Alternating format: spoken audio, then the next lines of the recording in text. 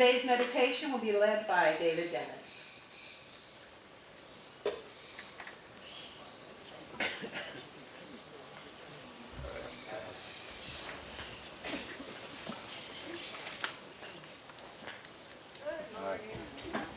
Sit.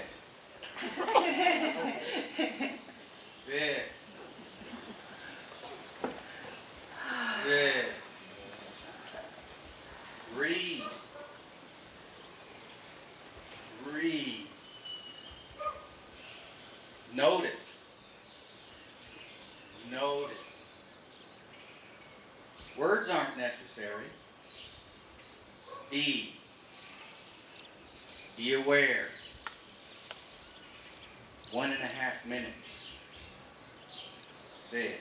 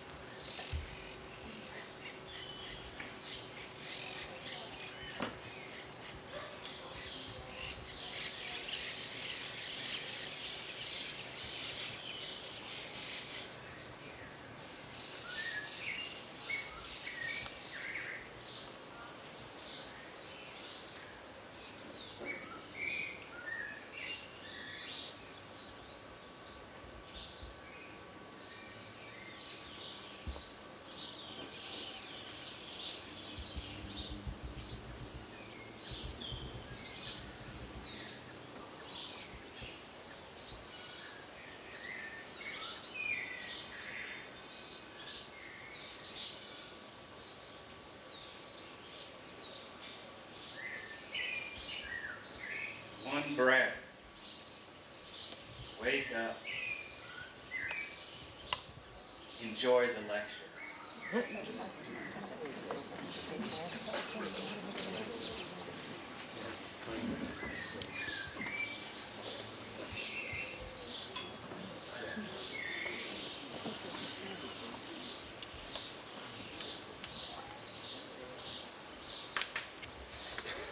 This week's presentation, the history of the English language, 1,500 years in 40 minutes. Hi, say. Presented by Karl Homann. He's spoken here before. You maybe had the pleasure, and if you haven't, you're in for a treat. Modern English is the third most widely spoken native language after Mandarin and Spanish. It is also a second language to roughly 1.5 million people. Billion. It's unbelievable. To roughly 1.5 billion people. And it is the most common language in the world of trade, commerce, and diplomacy. This presentation explores the historical and linguistic events that have influenced modern English during the three distinct periods: Old English, Middle English, and Modern English. Karl Homann has an MA in Linguistics from the University of Munich in Germany. He has a PhD in English from the University of Alberta in Edmonton, and he taught for 30 years at McGowan University in Edmonton, Alberta. He's resided in Mexico since 2006 and Lakeside since 2008. Let's give him a warm welcome.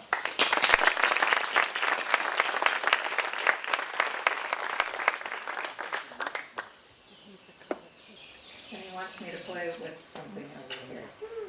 Done? Okay, good. Thank you, Kat. You actually gave my talk. I can go home now. Guten Morgen. Guten Morgen. Wie kennst du sie? Hoe ert du? I thought I was speaking to an English group of people. Guten Morgen. Good morning. Who, see? Yes, good morning. Who are you? How are you? That's in Old English. Now, Kat already mentioned the position of English as a world language. Although there are fewer native speakers than Chinese and Spaniards, it is used widely for commerce, diplomacy, second language. I always say English is a good language for making money, but I prefer making love in Spanish.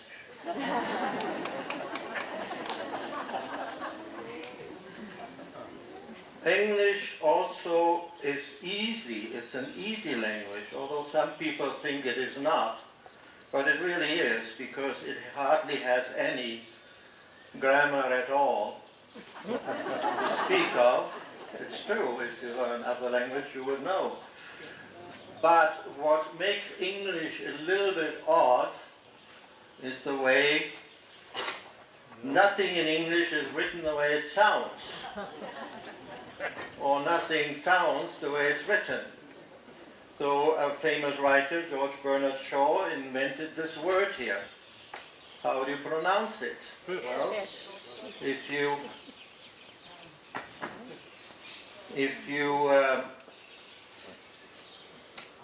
you take the F in GH at laugh and the E out of women and the TI out of nation, you get fish. Right? So, there you are. Or the spelling O-U-G-H couldn't be pronounced 8 different ways. Can't read it from here, but a rough-coated, dull-faced plowman strode through Scarborough, coughing and hiccuping thoughtfully. One spelling, 8 different pronunciations. Crazy. English has a lot of homophones. Don't confuse it with homophobes. Homophones is the same sound, a different spelling and different meaning. Listen to this conversation here. A bride is waiting in the church and calling her future husband on the cell phone because he's not there. So she says on her cell phone to the missing groom, "I'm waiting in the aisle." The groom, "Sorry darling, I'm still on the aisle. But I'm just about to board the ferry." The bride, "What, you're bored?" The groom, "No darling, I'll be there shortly." Aisle. Same pronunciation, different spelling, different meaning. And I like the last one. I invented this one.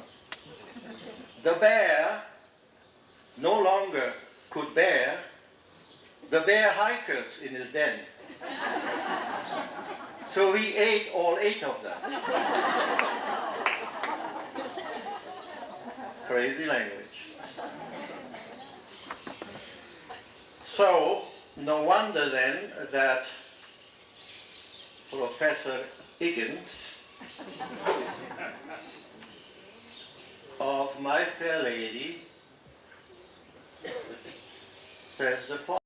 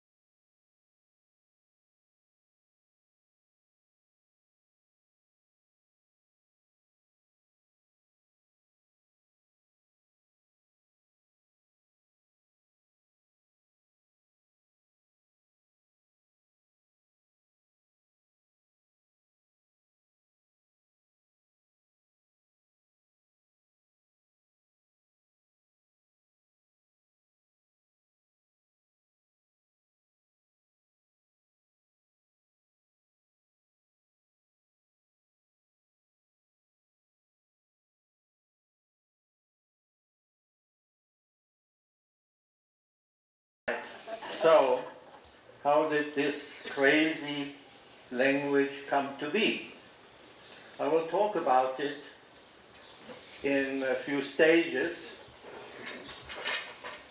First, in form of a prologue, the pre-English period from 54 before the Common Era to 450 Common Era, Romans invade England, and then leave again, because Rome at that time was sacked by some East German tribe that's now extinct. And the troops and the legions were called back to Rome, of course. So, well, once upon a time, there was an island off the coast of Europe. It had no name, for the natives really had not much of a language, only sort of a collection of grunts that sounded roughly like, hey, or gimme. So, the Romans under Caesar, who had a pretty decent language, invaded the no-name island around 450 BCE. They called it Britannia, because the natives were blue, nasty, British, and short.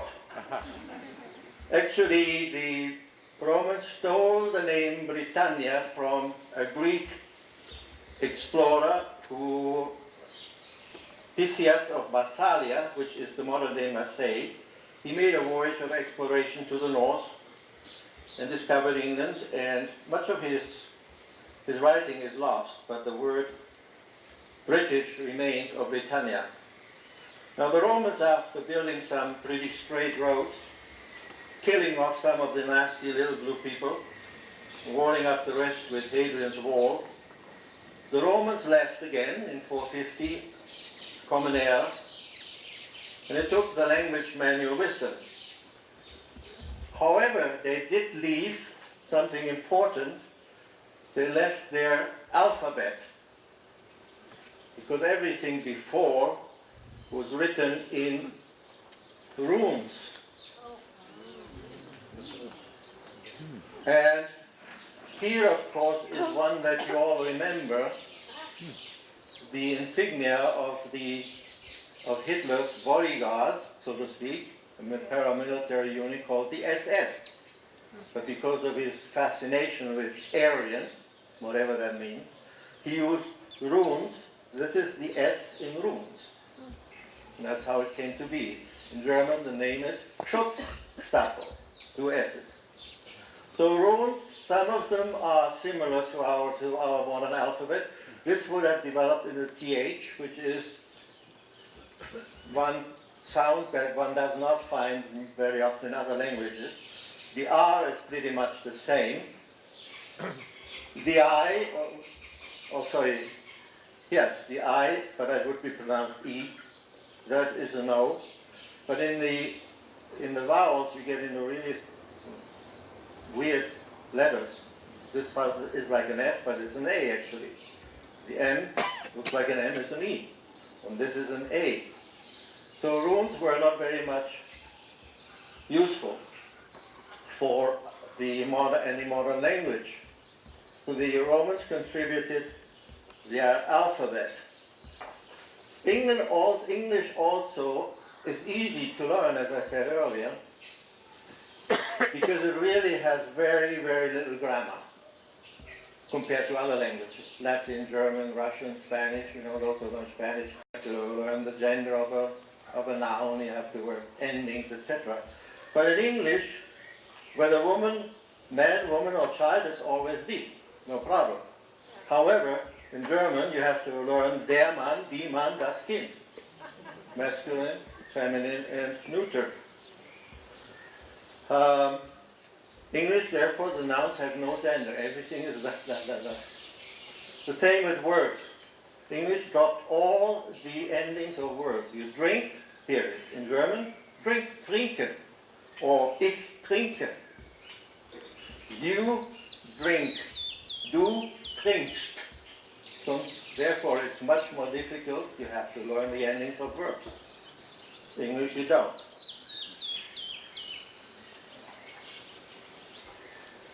So that takes us then to where it all began. After the Romans left, Act 1, 450 to 1150, we get into the Old English. Now after the Romans left, the Britons were bored, so they invited some German barbarians to come over, and the two Nordic heroes, who were called Hengist and Horsa, because the British wanted to horse around a little. But the Angles, the Saxons, the Jutes from Denmark, northern Germany, northern Holland, brought with them a slightly more refined vocal noises. There was a period in Europe around that time where everybody was on the move. People from the north moved south. You find in Sicily, you find blue-eyed, blonde Vikings of Viking origin. So it was a bit mixed. The Britons at that time were attacked by the Picts and by the Scots from Scotland and Ireland. But the Angles, Saxons, and other German settlers assisted the Britons and asked for territory in return. So much of southern England became entirely Anglo-Saxon.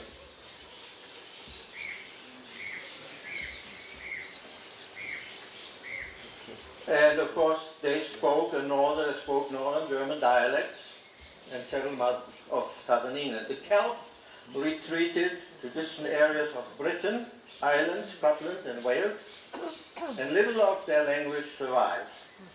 Old English, for instance, contains barely a dozen Celtic words.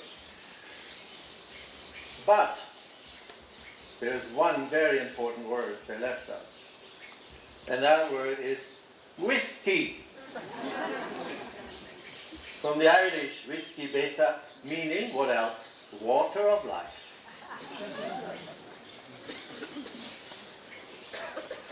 So the conquest of the Celtic population in Britain by speakers of northern Germanic dialects eventually determined many of the essential characteristics of the English language. And still today, approximately one-third of the Anglo-Saxon vocabulary survives in modern English. Here are some of the timelines of historical and linguistic importance that shaped Old English. The 7th century, St. Augustine and Irish missionaries convert the Anglo-Saxons to Christianity and then introduce new, mostly religious words from Latin and Greek. In the late 900s, Egbert of Wessex is accepted as the overlord of most of the 7 kingdoms of the Angles and Saxons in southern England, and therefore England as a country begins to emerge. The Vikings, on the other hand, raid northern England and establish a kingdom of York. So England was divided into 2 different kingdoms. However, King Alfred the Great, in the late 9th century, conquered and united all of England, and he wrote a very important document called the Anglo-Saxon Chronicle, in which he uses English, whatever English existed at the time, to foster a sense of national identity. And we all know how important language is for a country's unity. And without the Chronicle, it would be impossible to write the history of English from the Romans to the Norman conquest. In the year 1000, approximately, the only surviving and partially burned manuscript of Old English was found in the form of the epic poem Beowulf. And there, I'll play you a bit of it here.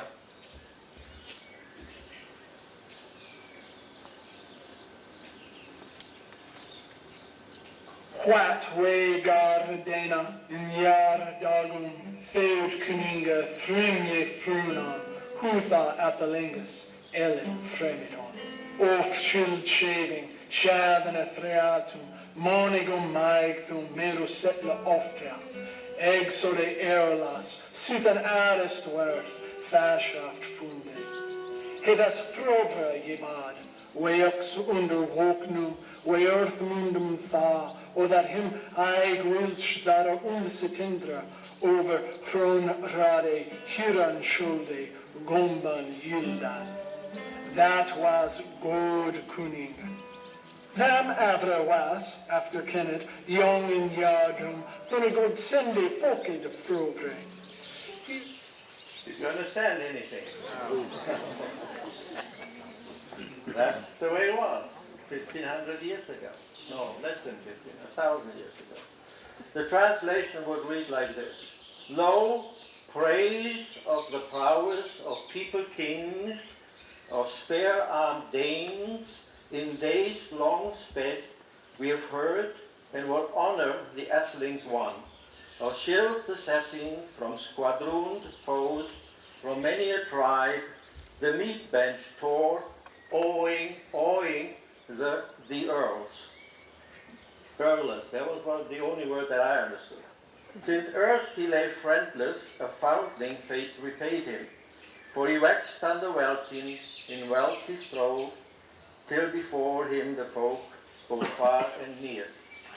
The interesting thing about Old English are not only the words and the spelling, which are very different from modern English, but the word order in a sentence also is very, very strange to us, because the Old English is praise of the prowess of people, kings of spare-armed Danes in days long sped, we have heard. In other words, they have the object and all the modifying sentences first before the subject and the verb. Of course, in English it is not so. We would say in English, modern English, we have heard praise of the prowess of, etc., etc. Subject, verb, object is the normal word order. Another interesting example that traces the history of the English language is the Lord's Prayer. The Lord's Prayer, our Father. In Old English it reads, Vader Ure, du de art in heavenum, si din nama gehalgort, du bekommer din riche, gewerkte din villa in earthen, swaswa in heavenum, and forgive, urche, dat wamlinkan, graaf fiedle, usto der, he forgive us, ure giltes, swaswa we forgive us, urum giltendum, Anne nekelede du us on kostnunger ac alis us of Israel. That's the Our Father in Old English. Now we're coming to the second act, Middle English, 1150 to 1500. In the early 11th century, the Danes once again attack England, and the English king escapes to Normandy. And the Danish king, you may have heard of him, Canute, or Knut, rules over England and encouraged the growth of Anglo-Saxon culture and literature. Knut the Great, an Old Norse king, more commonly known as Canute, was the king of Denmark, England, and Norway.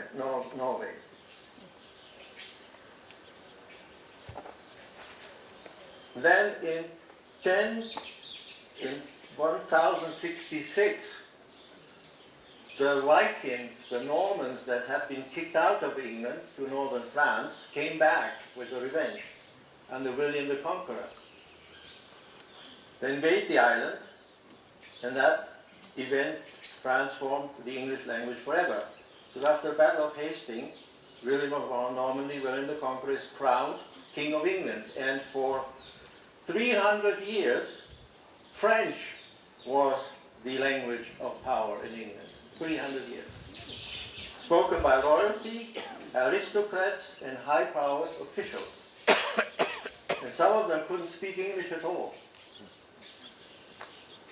And during this time, of course, thousands of French words entered the English language. And English remained the language of the lower class, the peasants. They just had to talk a little louder. So for the next century or more, English, for all practical purposes, is no longer a written language, but the languages gradually amalgamate as people with upward mobility. So when peasants move up to an upper class, they brought some of their language with, mixed with French, etc., etc. So it was an interesting process. Well, some of the French words are pretty easy to detect. Ability, French, habilité, absolute, absolute, absolute, accept, account, words like that. So, expansion of vocabulary with words from French and Latin. 1171, an important event, the University of Oxford is founded. 1215, King John signs the Magna Carta, constitutional law in the English-speaking world. I have a cartoon here, I can't show you, or I can describe it to you. Here's King John giving the Magna Carta to a Franciscan monk and says, "You can read, right? I want you to check this thing for loopholes."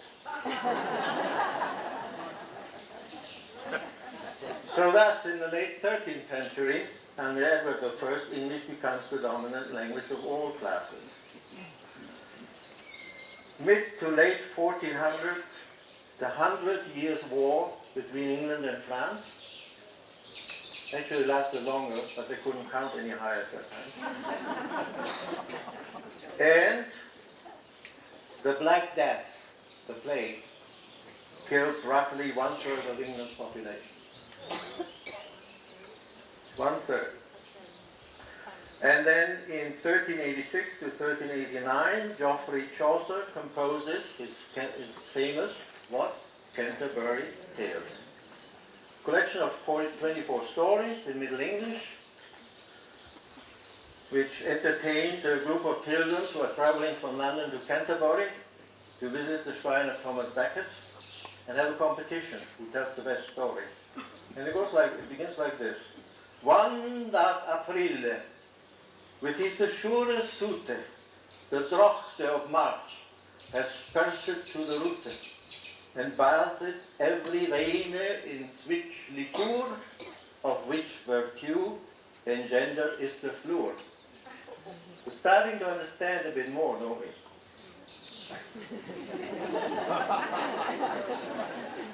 Well, there's still a lot of French in there, as you can see. You know.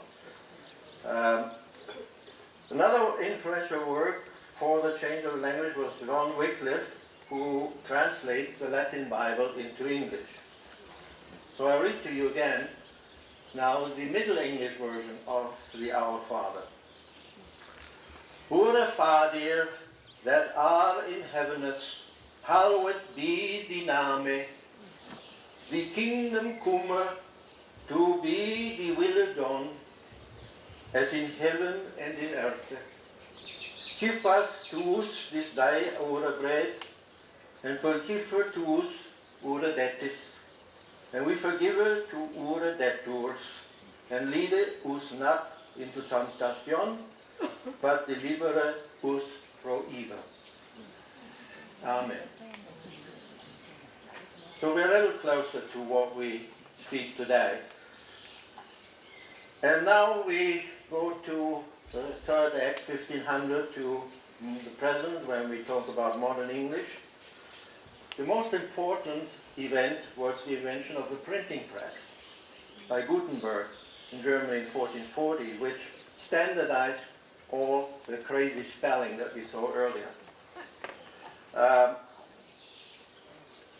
William Caxton brought the printing press to England, and in fact the first work printed on that press was Chaucer's Canterbury Tales.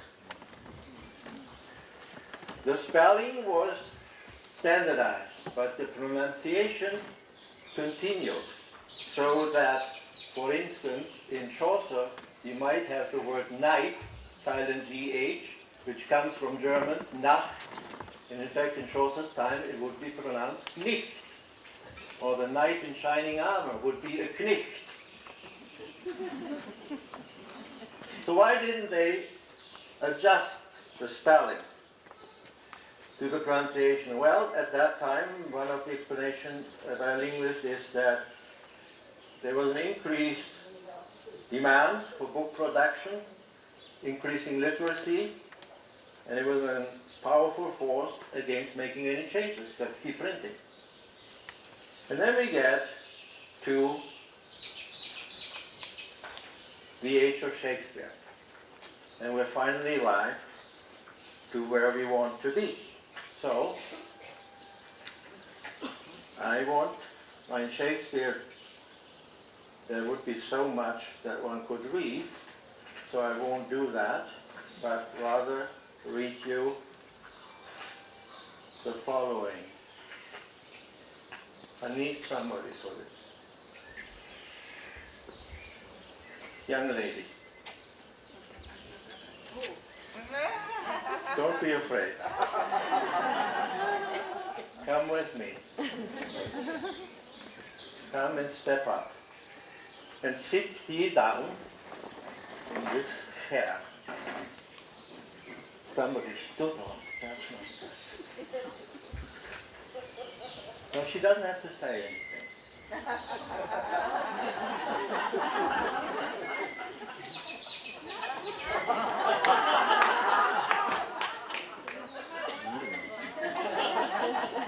Shall I compare thee to a summer's day?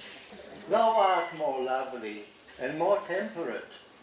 Rough winds do shake the darling buds of May, and summer's leaves has all too short a day.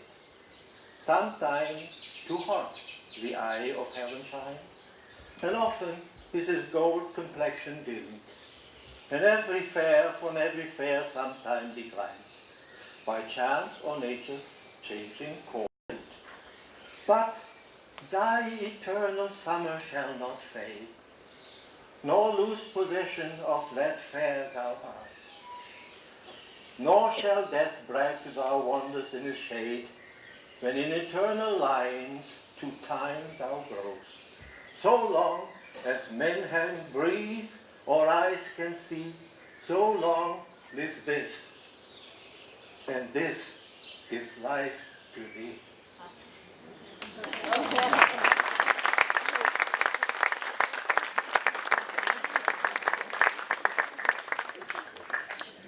Now I don't know if this gentleman is your boyfriend or not. So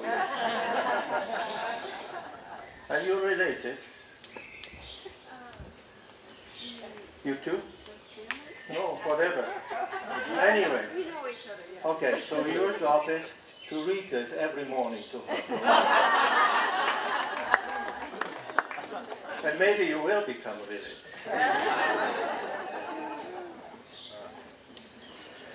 So, Shakespeare gave us a lot of new words, like generous, which originally meant of noble birth. Say Hamlet, free me so far in your more generous thoughts, that I have shot mine arrow over thy house and hurt my brother.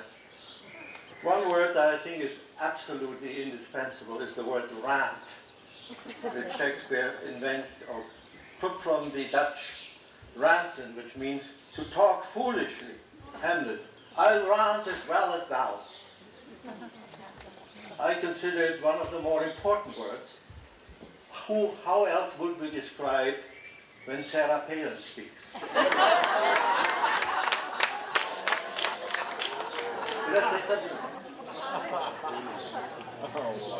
The other one is undress. Comes from Old English. Dress existed, but Shakespeare was the first one to put the important "un" in front of dress, which I like better. Madam, undress you and come now to bed. Saving of the shrew. Shakespeare also was very good as double entendre. Romeo and Juliet is quite a dirty play, you know. Twelfth Night says of Sir Andrew's hair that it hangs like a flax on a distaff. And I hope to see a housewife take thee between her legs and spin it off.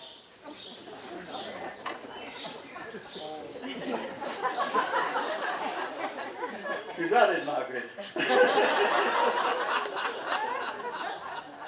Or the nurse in Romeo and Juliet says that her husband had told Juliet when she was learning to walk that, yea, dost thou fall upon thy face? No, thou wilt fall backwards when thou hast moved. Think about it. Or the title of Shakespeare's play, Much Ado About Nothing, is a pun on the Elizabethan use of no thing, no dash thing, as a slang for vagina. Ooh, yeah, Shakespeare, you know. Here's a sonnet that I could have read where we're not sure whether he was one way or the other, you know. Anyway, then we come to the age of dictionaries. During the 1700s, there was a great craze to write dictionaries. First one, Samuel Johnson. Yes, I know, man. Oh, scary. Published his first dictionary. He was a little bit of an old fuddle-daddle. 1822, Noah Webster's Dictionary of American English. Then during the Renaissance, more scientists came along and they borrowed words from Greek like telescope, education, Latin, microphone, etc., stethoscope, photography, camera, all these scientific words. And then the big one, 1928, after 70 years of work, the Oxford English Dictionary, the OED, with a history of every English word ever written. The second edition, 1989, 600,000 words, 3 million quotations. The actual size is 20 volumes of a total of 22,000 pages. The text itself weighs 138 pounds. The ink used to print it, 6,243 pounds. You all want to know this. Anyway, if you want to buy one, the last edition, you want to put it on your bookshelf, will set you back about $1,000 plus 20% value-added tax. You want it in fine leather, which I'm sure Trump has, 5,000 pounds or $7,500 with value-added tax. You can get it online by subscription. It will set you back only $231 plus 20% a year. So language is a growing animal. Every year, the Oxford English Dictionary decides to add some new words to the language. Some of the words added in October 2015 were awesome sauce. Does that remind you of anyone? Awesome, huge. Or man-spreading. What's man-spreading? When a man spreads his legs over 2 seats in a subway or in a bus. I like this one. Brain fart. A temporary mental lapse or failure to reason correctly. Now, if a politician misspeaks himself, he really has a brain fart. And with our new way we have with gender, they also accept we have Mr. and Miss and Mrs. and Miss.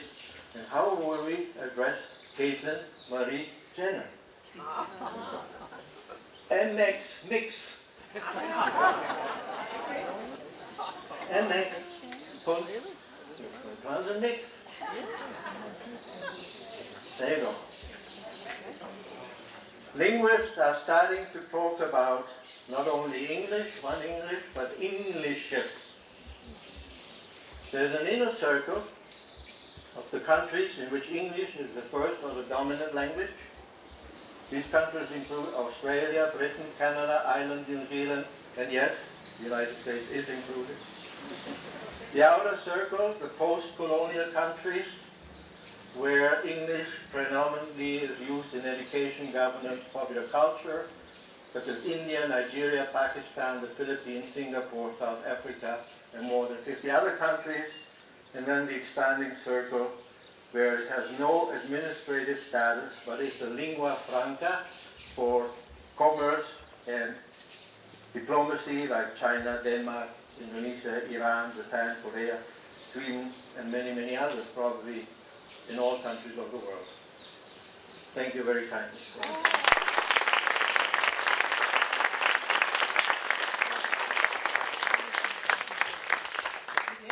I did it. 40 minutes. Wow. Woo. 50 languages. 15 minutes, 40 minutes. Excellent. If anybody has a question, this is the time. We mostly like questions over comments. And bad things can happen with too many comments. You'll see what happens, maybe. Otherwise, please, as your hands raised, Mike will come to you. Again, you'll stand up and ask your question, and our dear man will answer best he can. As best he can. Hi there, that was great. Thank you. I was curious what your take is on the new pronoun they that's being used for transgender people. Well, I'm not sure I understand completely what you're saying. I mean, do you mean they instead of he or her or she? Yes, As a that's non-gender, correct. as a neuter. That's neutral. the new Yeah. desired. Well, it's the biggest grammar in English, that's about 90 pounds and about this thick, would say that it is not grammatically correct, because then you end up with a plural where you should really use, then you have to change the verb as well into a plural, but it accepts it as popular use, okay? So I personally, as a professor of English, would not accept it with my students. But it is accepted as a popular version, yes. You talked about the Oxford English Dictionary adding words Every year. every so often or every year. Yeah. Does it ever remove words that are no longer used or no longer? No, I think it will document it, that it ever exists. As I said, it records the history of English, every word ever written. It will certainly label it as antiquated or something like that, you know. So it will not remove it. However, especially more adding takes place, especially with internet language as well, you know. So, for instance, the year before they added texting. And I wonder, with some politicians now using texting to find other women, maybe they will accept sexting pretty soon. Down here in front? Oh, here. I teach ESL English to high schoolers, and I find that their essays now include many textees, is what I call it. So, what are your predictions for how the use of texting will change the English language officially? You mean introducing some of the abbreviations, like LOL? Right. Some of the texting abbreviations, will they actually go into the dictionary as official forms of English? I haven't found it in the, well, I haven't checked actually the Oxford English Dictionary. It would be a matter of checking it. I assume they will. Because it's a living thing, the language, you know. And, you know, we have tried to invent a language, common language like Esperanto. It never took off, you know, because it's not a natural thing. So I imagine it will find its way into dictionaries, yes.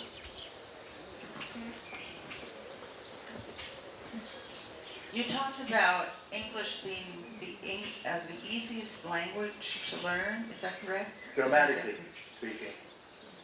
Because, well, maybe that changes my question. And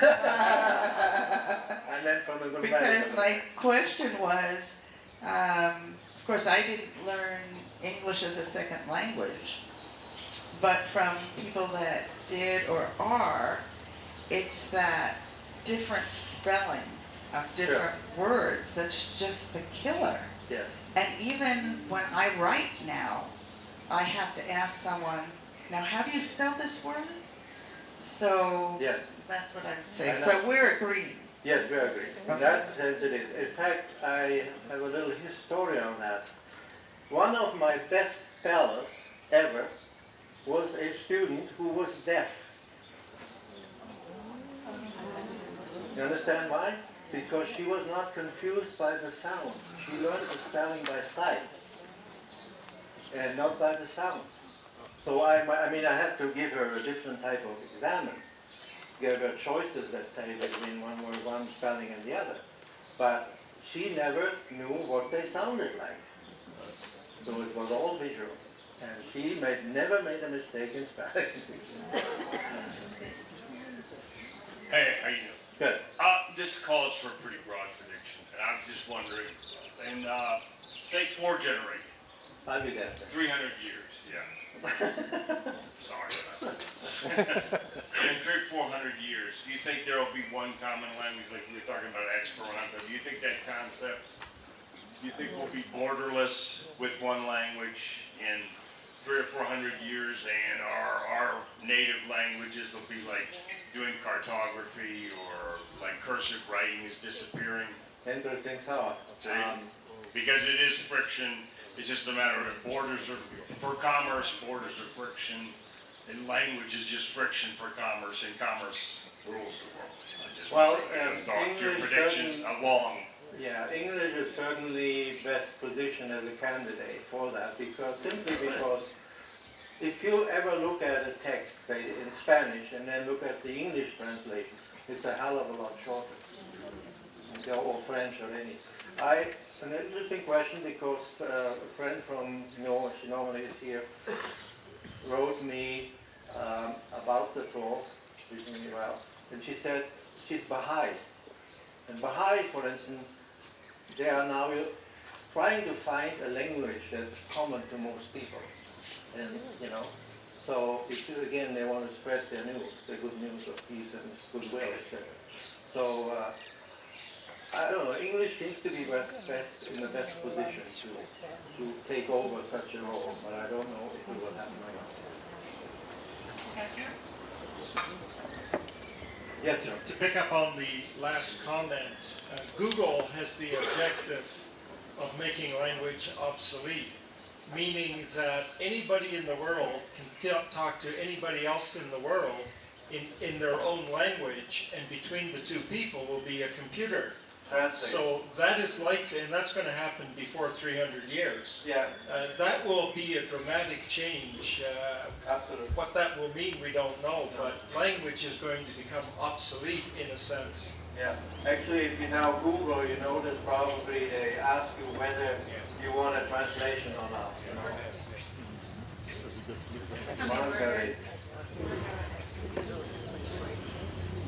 Do you think that modern English is shrinking actually because of the abbreviated language used in technology for communication?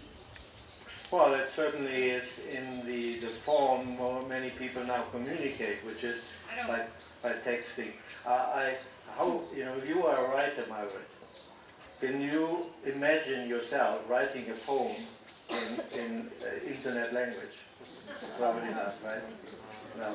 We would, I think that, you remember the movie for the 491 or something, for Celsius, where they burned all books and people started to memorize them in the woods and tell them, I think we won't go that far. I think we will lose a lot.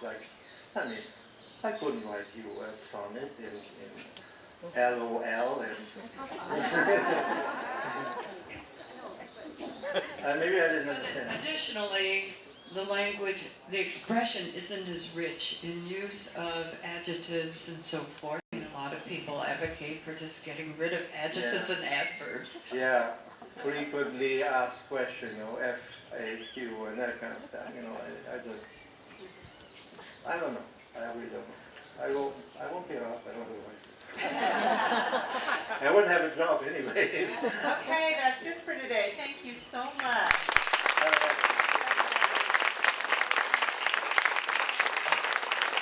If you would like to purchase this talk or any other talk in the last 7 years, please see Roy Nolan. I think you can also do it on our website, which is opencircleajijic.org.